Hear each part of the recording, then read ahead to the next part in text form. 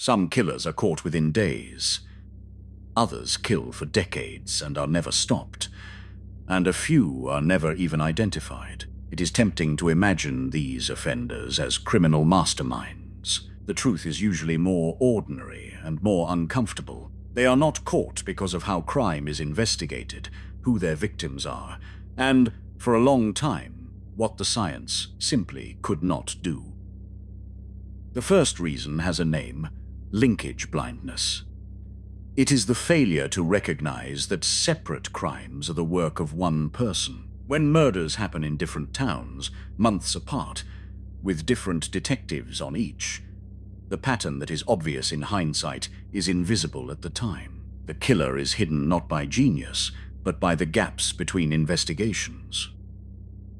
Policing is divided by geography. A killer who crosses a county or state line crosses into a different department, different records, different priorities. For decades, there was no easy way to compare cases across those lines. An offender who simply kept moving could leave a trail that no single agency ever saw as a trail at all. Distance is a weapon. By spacing crimes across regions, a killer dilutes the signal that investigators rely on. Each case looks like a local tragedy rather than one chapter of a series. Geographic profiling later turned this against offenders, but for a long time, mobility alone was enough to stay invisible. There is a harder truth in many cold cases. Killers often target people whose absence is least likely to raise alarm. The transient, the marginalized, those already living at the edges. When a victim is not quickly reported, not quickly identified, and not quickly prioritized, the investigation starts late and cold. The choice of victim is part of how the killer escapes. Some offenders are never caught, simply because there is almost nothing to work with. No witnesses, no recovered remains, no scene to process. A crime that leaves no physical evidence leaves investigators with little but suspicion. And suspicion does not solve cases. The absence of evidence is itself a kind of cover.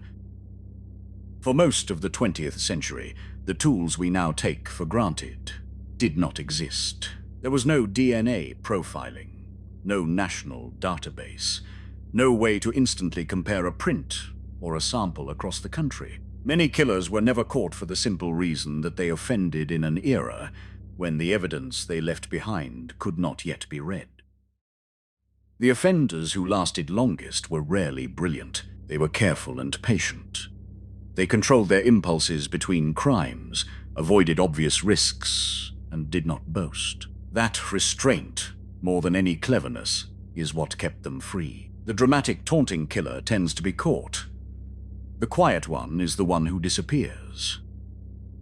Even once DNA arrived, it could only help if there was something to compare it to. A sample from a scene is useless if the offender is not already in a database. For years, killers with no prior record were effectively invisible to the very technology meant to catch them. Their evidence sat in storage, waiting for a match that never came. With each passing year, a case grows colder.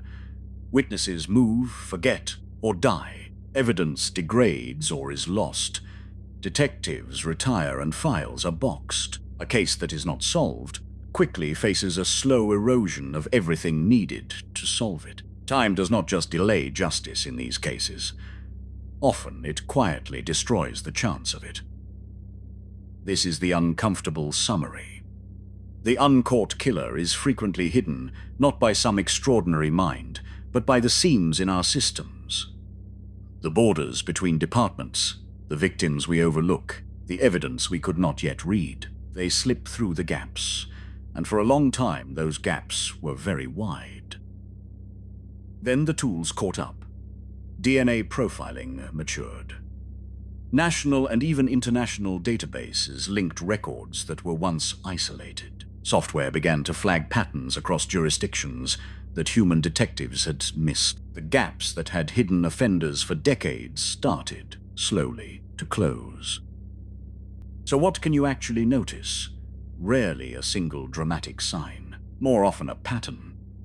A charm that is a little too smooth, a string of relationships that end the same way, a calm absence of remorse when others are hurt, words about feelings that never quite match the actions. One of these means little. The pattern is the signal.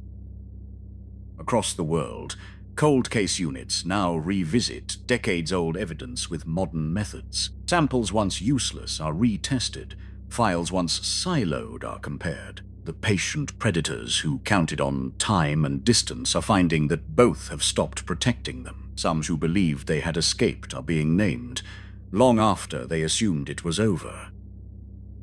If this breakdown was worth your time, consider subscribing. Each episode looks calmly at how cases actually work, why some break, and why some for so long did not. The era when a careful killer could simply outrun the evidence is ending. The cases that defined it are, one by one, being reopened. Thanks for watching.